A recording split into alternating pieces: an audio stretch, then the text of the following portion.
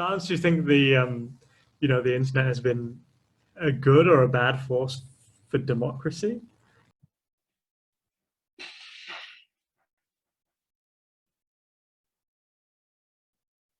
Jesus. Hello, everyone, and welcome back to the channel.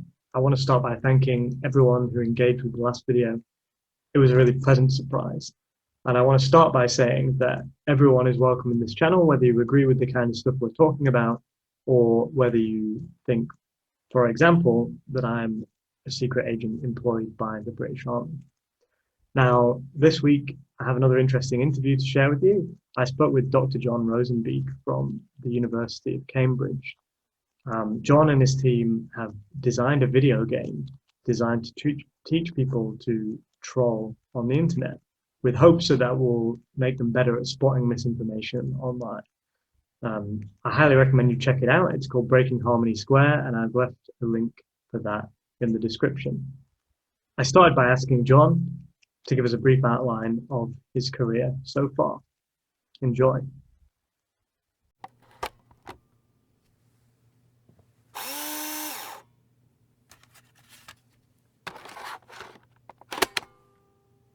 So my bachelor's degree is in Russian studies, and I focus mostly on sort of Soviet history. And then I did some other stuff for a while. I did a master's degree in politics and one in sustainable development. And I worked for a bit as a journalist at a radio station and as the editor of a magazine.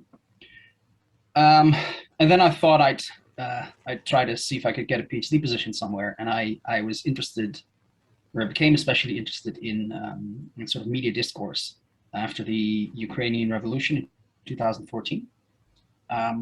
And so I got to do my PhD here at the University of Cambridge in Slavonic studies, and focusing specifically on media discourse in Eastern Ukraine. So Donbass, the part of the country that's currently at war with the rest of Ukraine. Yes. So not Crimea, but sort of the East that has declared independence, if you want to call it that. So that was what my PhD was about. And while I was doing my PhD, I learned about this Dutch psychologist, now my colleague Sander van der Linden, who works on inoculating people against misinformation. And I sent him an email to have a cup of coffee, and then we got to all these different ideas about using games to inoculate people against misinformation. And it so happened that at the time I was creating this demo game together with a friend of mine back in Holland. And we thought that that would work quite well, perhaps as a psychological vaccine, by focusing on like the manipulation techniques that people are commonly exposed to. So is this that's how that ball sort of got rolling. Was this the precursor to the Bad News game? Yeah, this is the original Bad News game was actually a card game that we pilot tested in a Dutch school, and it works slightly different than Bad News does, but the idea was the same, right? Like training people how to recognize common manipulation techniques. That's it. Yeah, like from that we created Bad News with the help of some funding from a Dutch government fund that does like journalistic sort of projects. Then I had the opportunity that my PhD supervisor was kind enough to give me to create an English language version of the Bad News game that was more informed than the original version was, the Dutch version, by sort of the most recent insights into the psychology of misinformation, if you will. So this is like inoculation theory. Yeah. Can you give a brief kind of layman's or more complicated explanation of what inoculation theory is and how it works? So the idea is basically based on the idea of medical inoculations, right? So medical vaccine, at least not the modern mRNA ones, but the more classical vaccines, are usually weakened or dead versions of a particular virus or other pathogen. And then if you inject it into the body's like, oh Christ, I'm ill, should do something about that. So it starts to create antibodies. And when you're hit with the actual virus next time around, right, that isn't weakened or dead, you already have the antibodies available to resist, so you don't get ill or not as ill.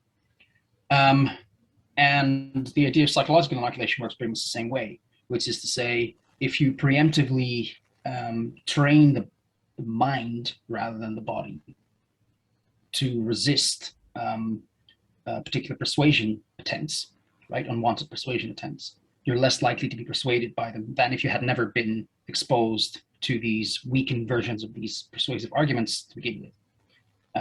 And how that works in practice is psychological inoculations tend to consist of two components, at least in the classical literature of it, which is number one, a forewarning, right, to induce this sense of actually your beliefs, your ideas, your persuasions are under attack. Someone's going to try to persuade you of something. And number two, a preemptive refutation. So like you're basically taught how to refute the argument before you're actually exposed to it. And when you have an inoculation that contains both of these components, you can see from the literature that that reduces the likelihood that someone is persuaded by the argument if they are subsequently exposed to it. Yeah. So when you created the original Bad News card game, did you have an idea about that, or was that kind of an innate understanding, or did you actually know the theory, or was it just a coincidence that those came together? So it was basically, it started with me and my friend just kind of mucking around trying to create a game about fake news because we thought it would be fun. And more or less around the same time, I happened to read about this idea of psychological inoculation in an article on a Dutch news website. And it was about this Dutch psychologist who happened to work in Cambridge. So I was like, oh, that's an interesting coincidence. Let's send the guy an email. And yeah, so that's Sander, and I've worked with him for the last 4 years or so now. So it was quite a successful collaboration for sure. And it was kind of a coincidence, but the idea that we had, me and Sander, while having coffee was, so traditionally the inoculation literature focuses on individual arguments, right? Meaning, let's say about climate change or vaccinations, let's say something very specific, right? But it's much more effective, potentially much more scalable, if instead you focus on manipulation techniques, right? So if you could sort of train people to recognize the fundamental components, let's say, of conspiracy theory, right? People are better able to assess for themselves, actually, this looks like a conspiracy theory to me. Doesn't mean you don't have to believe it or that it's not true. It's rather that you've picked up on the cues within the content that are basically signposts of whether something is manipulative or not, or potentially less reliable than it could be. And that's sort of that was the seed for the idea that eventually became the Bad News game, where we thought, well, okay, a game is actually very, very suitable for a training exercise like this or an inoculation exercise like this, because you can separate the game into levels, and each level represents one particular technique. And that's sort of how the idea got started. And then, of course, there's a whole lot of methodological questions related to, okay, well, how do you actually measure whether that works, right? But that's a whole other story. Yeah. Well, though, I was going to say, leading on from that, the other thing that you guys did was kind of incorporate data collection before and after. Do you still actively track that data? And were you surprised by the result? Was it stronger or weaker than you expected, or was it play out as you imagined? Well, it was a bit of a gamble at the beginning, at least, because it wasn't by all means certain that a game like this could function as a training exercise to recognize manipulation techniques in content that you've never seen before. And within psychology, that's sort of the difference between reputational same and reputational different approaches. Reputational same being you're learning to refute the same content that you're subsequently exposed to, and that's what you measure as far as efficacy goes. And reputational different is you learn to refute something, and then you're exposed to content that is different, that doesn't contain the same argument, let's say, or same, yeah. Gotcha. And if you still find an effect for the reputational different approach, that's an indication that people are actually learning to apply the lesson that they learn in the game to even to content that they could not possibly have seen before. Right. And that we found is actually quite robust, that effect, which is extremely nice because it means a lot in terms of the scalability of this potential approach. So that was good. And the other thing that we were quite surprised by was the robustness of the effect in terms of longevity. So it's nice to have a game that works for a little bit, right? For, I don't know, minutes. But what would be much nicer is if you can keep showing sort of meaningful differences between group and control group, let's say, for weeks, Yeah. right? Or hopefully longer. Right, and that's pretty much also what we found in a series of longitudinal studies. With the bad news game, what we found was if you have people play the game and then assess their ability to spot misinformation techniques, and you follow up with them regularly, let's say at a 1 week, 5 week, 8 week, and 13-week interval, then even after 13 weeks, that difference between the treatment and control group is still significant and hasn't really shrunk. It basically stays the same size, right? But that's also with these sort of regular assessments at 1 week, 5 week, 8 week, and 13-week intervals, right? But those assessments themselves kind of function as booster shots, almost. A reminder, yeah. Right? In keeping with the inoculation metaphor. So if you only have people play the game and then follow up with them 13 weeks later, then that effect decays. Gotcha. So the learning is basically subject to repetition, which is a very common finding within the memory literature, right? That you have to basically keep reminding people at least a couple of times before they've incorporated the lessons permanently, give or take. Yeah, but yeah, the fact that it's so robust is actually very nice. I'm quite happy with that. So what did you level up between the bad news game and Harmony Square? Why bring out a kind of successor? So one thing was sort of the Harmony Square game is much more streamlined in terms of visuals, in terms of the length of the scenarios. It's a bit like there's less fluff, I guess. Maybe that's the right word. Like there's less sort of filler content. There's more it's sort of more to the point. It's more streamlined and so on. And the visuals are much nicer. So the original Bad News game was quite simple, quite a retro feel to it. But the Harmony Square game has like different drawings and nice. More of a storyline to it. And finally, I think what Harmony Square does more explicitly than Bad News is not focusing on fake news necessarily, but rather on emotionally or politically evocative content. And the point of the game is explicitly to show it doesn't really matter what the topic is. It's super easy to get people to absolutely hate each other over it. And really sort of evoke an extremely sort of polarizing debate, increase oppositions between groups, even if those two groups are arbitrary, let's say between people that like pineapple on pizza and people that don't. Right. But obviously the lesson is also that that's okay, all well and good when it comes to pineapple on pizza, but what if it's about abortion? Right? Or what if it's about the COVID vaccine, let's say, right? You can apply these very same strategies to make both sides think that the other side is absolutely insane without necessarily having to lie about it. And I was surprised about how much I learned playing it as someone who, is obviously interested in misinformation. I mean, as an amateur. But amateur troll? Maybe, I know. But, someone who's interested, I was surprised that, there's a lot of stuff I didn't know. Like, for example, I went and looked at how cheap it is to, for example, buy likes on Twitter and Facebook. And it's so easy and, relatively cheap if you wanted to be organized about it to amplify your message way beyond what's organic. I'm going to just deviate for a second because the question just popped into my head. But do you think that social media companies do have a responsibility over this? Should they implement policies that make it less easy to abuse their platforms? Let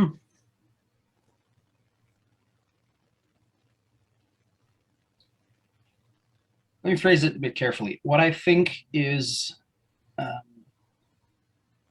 there's a responsibility, not necessarily only on the part of the social media companies, but society more broadly, I guess, it warrants having political discussion about it and things like that, about to what extent can we determine whether social media usage causes harm, For example, does it cause and fuel polarization, loneliness, depression, etc.? And when it comes to mental health, there's a really good researcher here at the University of Cambridge, Amy Orban, who works on that. And her view on it is, well, let's not exaggerate. Like, there are some signs that it's bad for your mental health, but it's a pretty weak effect. And there's also signs that wearing glasses is bad for your mental health, right? Which, you know, are we going to be worried about that now? Let's see. Right. So I think she calls it like a Sisyphean exercise almost, where every time something new comes up, there's a group of people that panics about it, but you don't always have to, right? It's the same with the television, let's say. Yeah. So I think appropriate concern is warranted, but appropriate in the sense that we don't have to panic about it. Yeah. But it is useful to determine, okay, to what extent can we measure whether social media fuel the spread of harmful content, of polarization? Does it reduce, you know, inter-neighbor contact in some capacity, et cetera, et cetera? And are the algorithms that are used by social media companies to show people content, like, do they fuel, let's say, the rise of echo chambers, the selective consumption of information, let's say? And if you've seen the documentary everyone has about the social network, right? Not the social network, the social dilemma, apologies, where they raise a lot of these issues, right, of people, you know, falling into these echo chambers when it comes to vaccinations, let's say, or conspiracy theories, etc. I do think that there is a responsibility on the part of the social media companies to have a serious look at whether their profit models or business models fuel these types of traps and developments. Yeah. At the same time, like, I'm not like I'm a scientist, right? I don't care about Mark Zuckerberg's wallet. Yeah. It's none of my business. If it turns out that these harms are serious and quantifiable, and we can propose certain measures to mitigate those problems, for example, by forcing social media companies by law to no longer allow for this type of algorithm to fuel or to spur the rise of echo chambers, let's say, well, then that might be something worth discussing, I think. And Facebook is obviously not going to like it because that means they make less money. But to be fair, Facebook is only one stakeholder in this debate. And yeah. It's kind of a strange meta discussion, because obviously talking about, you know, how these things are fueled, inevitably also the most kind of radical arguments are going to rise to the to the surface. So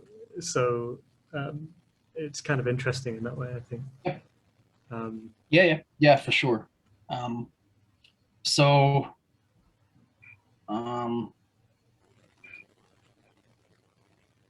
Yeah, like, if we're talking about the social media companies' responsibility, I think they do have that level of responsibility. At the same time, they're a company. Yeah. Right. So it's not as if they're gonna take the level of like, they're not gonna take so much responsibility that they're gonna go bankrupt over it. Yeah. Ever. So, and I'm not saying that that's necessary at all, but, you know, that sort of limits the level of discussion that we're having about this. I think it's interesting that, I guess, overall the general message, as you said, is kind of don't panic over it, and that's almost the kind of running lesson through dealing with this kind of sensationalism in general through the games, for example. I was also surprised about how much, I wasn't naive. I knew that, you know, I was just, you know, as prone to bias as a lot of people, but I was surprised after playing Harmony Square that when I went on Twitter, you know, and read something that made me angry, I did actually kind of feel it. You know, maybe I don't even know if it counts as a placebo, because you know, that's the intended effect, right? Is that I got angry about it, and then I kind of was like, what? Why am I getting angry about this? And it kind of just dissolved. As the person who like was involved in the creation, did you also, as a result of that, get like notice a similar effect? Are you less likely to be kind of annoyed by these things? Do you think it's helped, or? I like to think so. Yeah, I don't know if I can quantify that in any way, but I'd like to think so. Yeah. What I've definitely noticed is that ever since I started working on these games, my social media usage has just plummeted. Yeah. Yeah. Like there's a lot of, like I used to use Facebook, still have my account, but basically just for the Messenger app. Mm. Yeah, and that's pretty much it. And then I have a Twitter account which I use for work, by which I mean I published a paper, please have a look, kind of thing. And I do feel that I've become a bit sort of jaded about it, in the sense that now when I think about like using social media, it's just not interested anymore. When I used to be, I'm like, yeah, like I don't want to. I'm good. Yeah. And I'm not sure if that's a result of me developing the games or anything like that. It could just also have to do with me getting older and perhaps less interested in, politics, maybe. I don't know. Yeah, the way it goes. But perhaps it would be we deal with some of the problems if a few more people were like that, maybe. I try to be like careful also in things like interviews to not sort of confuse my scientific views and my personal views. For sure. Personally, I'm like, I don't want to use social media, but like for me to say like, here's a University of Cambridge scientist, let's say, who says delete your social media. Like, I'd rather not say that. No, right? absolutely. Yeah. No, for sure. I understand some people don't maybe have the nuance to separate those things out. So then you mentioned that kind of like, so the Harmony Square is kind of has these nice graphics. It's a bit more streamlined. Mm-hmm. I actually found in a way that kind of made it more uncanny. If it had been kind of a real life situation, it probably wouldn't have freaked me out so much as if it's kind of like I don't know. Do you play video games yourself, or I've games as well? I've taken it up as after lockdown. So what happened was a friend of mine is a bit of a gadget nerd, and when the PlayStation 5 came out, he wanted to buy the PlayStation 5, and he had a perfectly good PlayStation 4 laying around. And I was like, I'll buy it. So I've taken to playing that a little bit, and it's good fun. But I kind of found that destroying this kind of picturesque town was like, dropping a bomb in Animal Crossing or something like that. It's like it's almost too nice, and was that a deliberate thing, or could you give some insight into the design process of the square itself, the fictional setting, I suppose? So the fictional setting of Harmony Square was not my idea alone. This was the result of a series of sort of design sessions with the company that we designed the game with, Droch, and the actual design agency who created the backend and so on, which is called Husmanson, Gus Mann's son. Both are based in The Hague in the Netherlands. And so I can't sort of proceed through this conversation without giving them their due credit, because they did a lot when it comes to what the game actually looks like, and so on and so on. And yeah, that was like the idea was, well,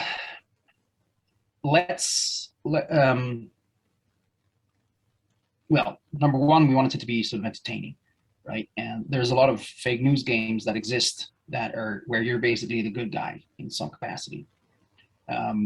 Right, you're saving the world or being a good journalist or something, which is fine, right? There's an audience for that. But our unique perspective, in a sense, was to explicitly not do that. Partially because you attract a different audience, and partially because it's, at least for me, much easier to write content, because I find that much funnier than writing it from the good guy's perspective. And it was easier to make jokes and to play around with different things. But from a more theoretical perspective, there's also an advantage in the sense that, like when you get the COVID vaccine, it's quite likely that you'll feel like a little bit bad for a day, right? Like it's a very common side effect to have, like a headache, let's say. And if you extend that metaphor towards psychological inoculation, you can say the same thing, more or less, right? Like not necessarily unpleasant experience, but rather the rather aggravating experience of uh, like feeling sort of morally ambiguous about destroying this poor little village has sort of cognitive benefits in the sense that you remember it better, Absolutely. right? So there's also that, right? Like, so that might mean, in theory at least, that the effects conferred by that are longer lasting, let's say. Yeah, yeah. No, it's good. Just incidentally, do you like pineapple pizza? No, I think it's an abomination. There you go. Absolutely disgusting. That's the headline. Cambridge scientists say pineapple pizza is an abomination. No, of course. Yeah, Do it. so there you go. That's clickbait at least. um, I like it. I don't mind at all. Like if it's good natured click, like there's also a way to harness the power of clickbait, you know, Yeah. but for good. Like, you know, why does it only have to be jerks that use clickbait Well, yeah, and not actual well-meaning people? Like I'm okay with that. Yeah, I'll take that on board. Yeah. So, so yeah, if if you were going to say in your own words, you know, what are the top three things a good troll should be able to do? Yeah, what's that list? What are the three lessons you would give? To a troll. Yeah. In terms of, you know, for the inoculation. Yeah. No, for sure. I mean, like purely for educational purposes, of course. Find a good wedge issue. Like you can always find one somewhere, right? And then just be extreme about it. I think that's a tactic that people that you see constantly on where if it's just a casual scroll through the Reddit front page, let's say, right? There is so much sort of exaggeration going on in terms of you can pick anything. Let's say we pick feminism, let's say, right? Perfectly legitimate topic to discuss, very important societal issue. What I can easily do is say, create an account, nice picture, and say, I'm a feminist, blah, blah, blah. And then I'll say something like, abolish Father's Day, right? Fathers don't deserve a day because patriarchy. There you go. What happens if I do that? There's a very small group of people that will say, yeah, that's awesome, cool, great, good for you. Love your idea, abolish Father's Day. Tiny group of people. There's a very large group of people that's going to think, wow, feminism has gone completely mad. That's insane, right? That's crazy. I don't support this. Like I support women's rights, but modern day feminism has just gone way too far, etc., etc. Right? And that's just it's so simple to do that. And it happens all the time. And I'm pretty sure a lot of this is basically the red herrings or astroturfing, whatever you want to call it. Sure. And people fall for it all the time, because they see this one instance of someone expressing a very extreme opinion as being representative of a much larger group, when in reality it just isn't. For sure. So, if anything, so if you can achieve herd immunity, let's say psychological herd immunity against that type of stuff, you achieve a lot. Like I think you're going a very long way towards improving sort of internet discourse, or at least preventing people from being so easily goaded into having a very sort of strong opinion about this type of content. Yeah. So perhaps maybe this is outside the realm of your research, but because of your work on Ukraine, you know, is that it's not just, you know, individuals who are doing that. Presumably some states or state-sponsored actors have interest in that. Yeah. Do you think that's like where a lot of this is coming from? Is that, I mean, presumably there's research out there as whether, I mean, I'm not going to ask you for a percentage off the top of your head, but, you know, roughly speaking, how much of that is, you know, people just out for causing mayhem as opposed to ideological actors deliberately trying to cause trouble?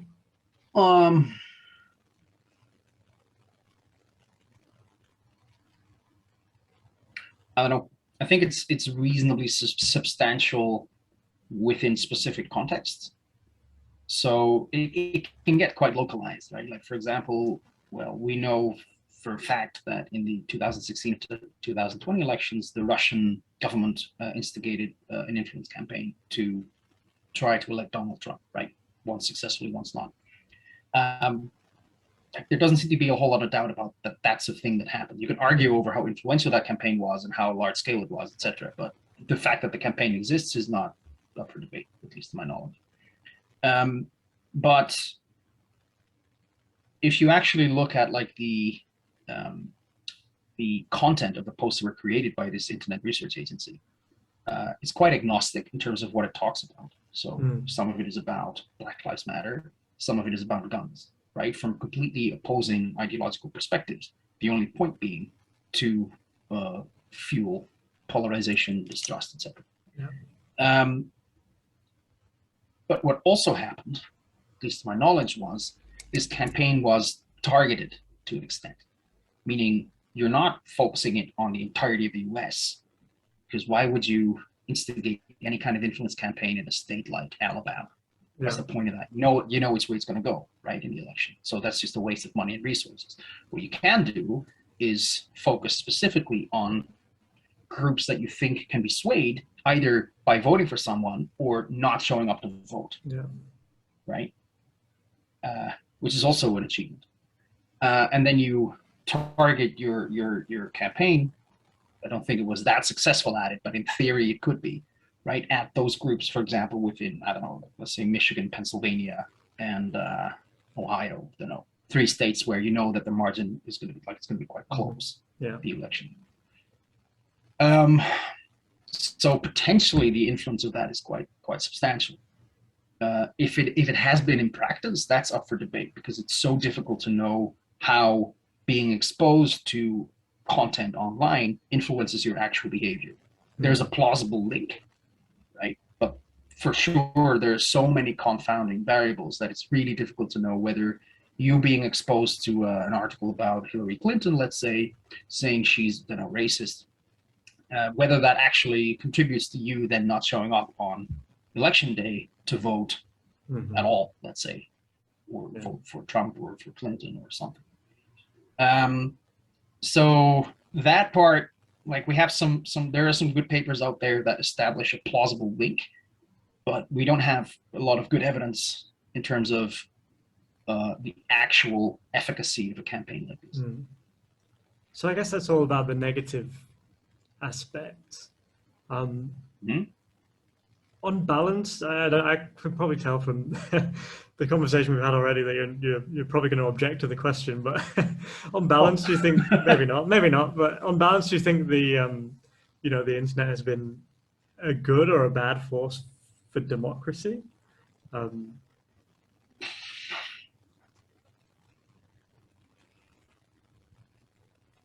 Jesus. Or maybe to start off, to get the ball rolling, then, have you also looked in anything into the kind of the positive impact? Is there a kind of way to do the exact opposite and to actually build consensus on the internet rather than just wedge division? Yeah, for sure.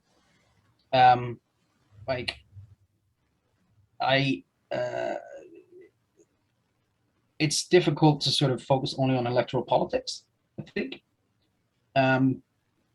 But in terms of addressing certain issues, it's just much easier to get a lot of people to care about a particular thing, right? Whether it be climate change or racism or something like that, right?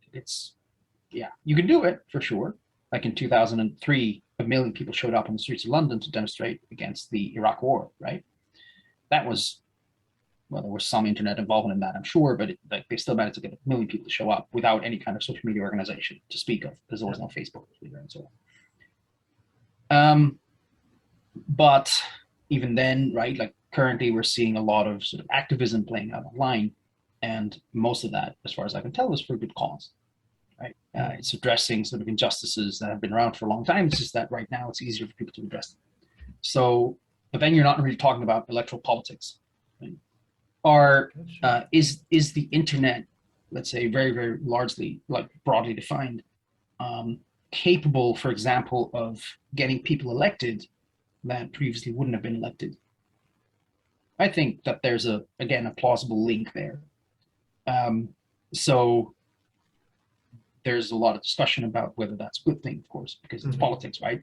There's always going to be people who really like one candidate and really dislike another one, right? But if it's about the political participation, I think that link can definitely plausibly exist.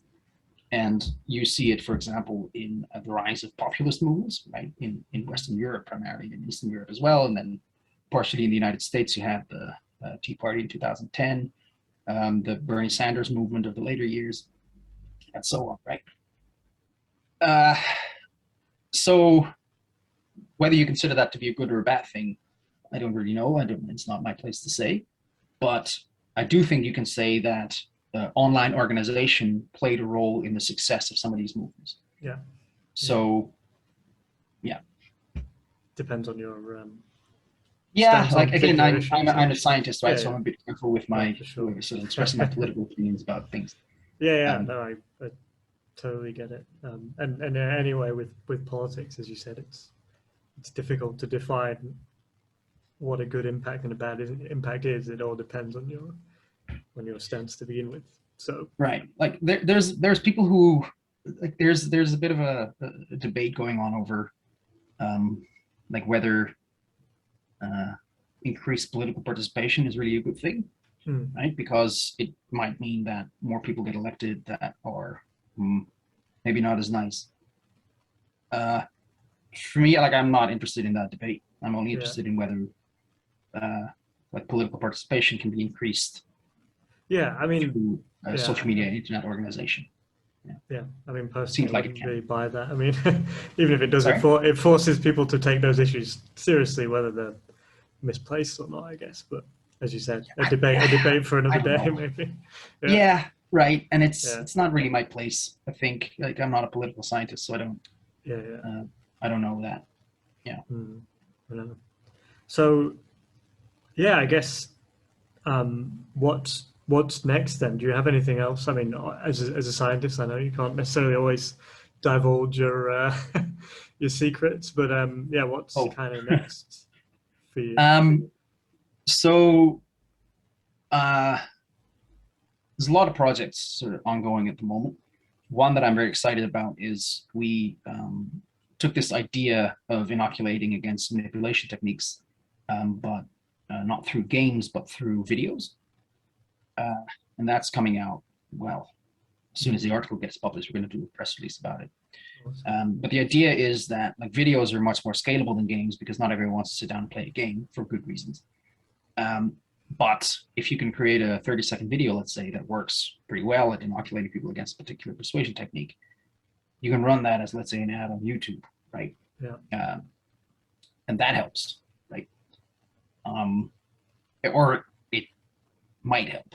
We're currently sort of figuring out if it actually does help. But in a lab, they perform really well, these videos.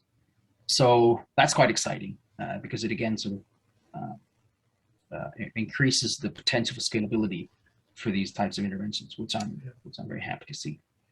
And there's a lot currently going on when it comes to, of course, the COVID vaccine and vaccines in general. And what you want to see, what we're trying to do is to see to what extent is it possible to also inoculate people against vaccine misinformation.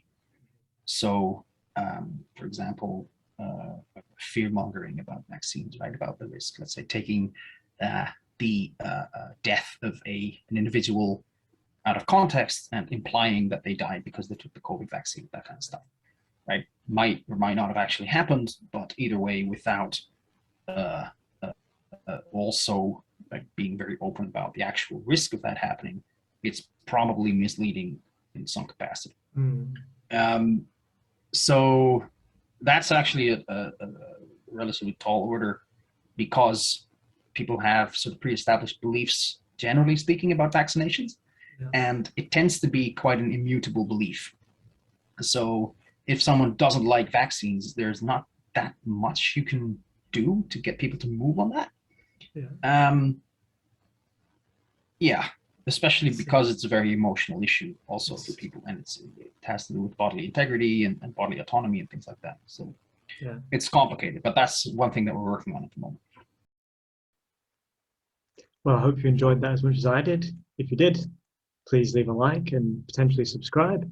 And of course, if you have any comments or questions, please feel free to drop them in the comments. I'll see you next time.